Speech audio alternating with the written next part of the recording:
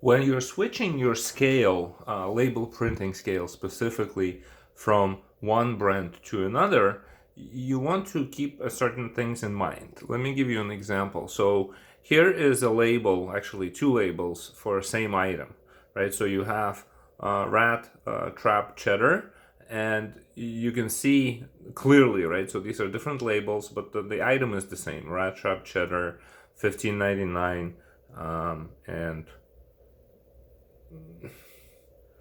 this doesn't show it, but I'm sure it's also 15.99.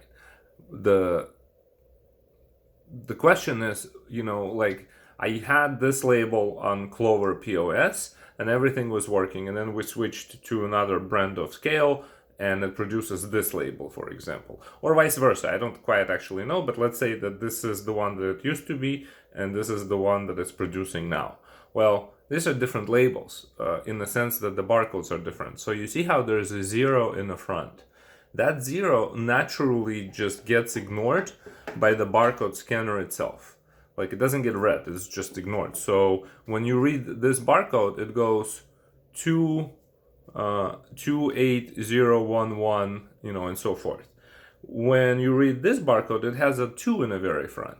So it reads 228011.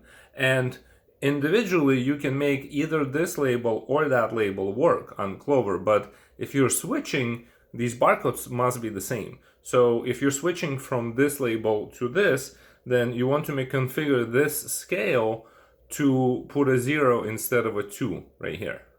Right, so this has to be a 0 and not a 2. But if you're switching from this label to this one, then on this scale, you want to make this a 2, not a 0. Right, so either make this a 0 here or make this a 2 right here. And then you can also see how you have these labels set up on Clover, because only one of these will be properly set up. Let me show you. So here's the variable price barcode parser app, and I'm just gonna leave it alone for a second, and let me go to inventory. And let's pretend that I don't have this item, so I'm just gonna go ahead and make it real quick. Let me give it this name. All right, so I have my rat trap cheddar. I'm going to make it variable, and let's say I'm setting up this label right here, right? So this is gonna be 228011. So yeah, that'll be the number. So it'll be 228011, like that, right? And there it is. So now if I go to the register app and I just simply scan this barcode here, let me try it again.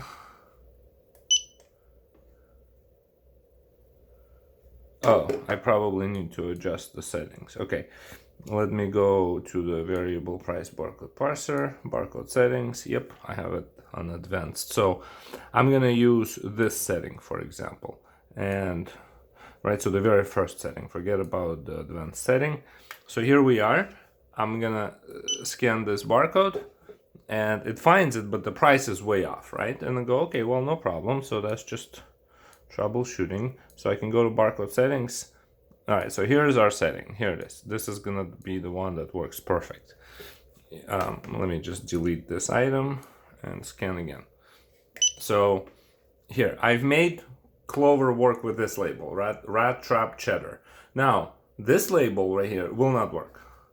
Watch, it's gonna go here. And it goes here because the number is off. It's not 228 whatever, it's different. Now, I can make this label work, but then it'll break that one. And so let me demonstrate. So let me force this label to work. Now this label is a little bit tricky because what it wants to do is basically wants to use that 3. It'll be 280113. Let me show you. So I'll go to, and the reason why it drags the 3 is because the 0 naturally doesn't get scanned, so it just needs the 6 digits. That's why it goes there. Let me look for my rat. Here's my number. So what I'll do is I'll get rid of the 2 in the front and I'll put a 3 here. Right, so now that makes it 280113. 280113. Now when I go back here and I scan this item now it finds it as cheddar 22.39. There it is. But this item won't work because, well, it's a different item now. It's 22. You see? So this is the problem you're running into, because if you want to switch from device to another device, you want to make sure that these barcodes that are being produced are identical to what they used to be. And that's all in the settings of whatever devices you're working with. Or just go ahead and reconfigure how the items are set up on your Clover, as you saw that I did. I hope that helps. Thanks.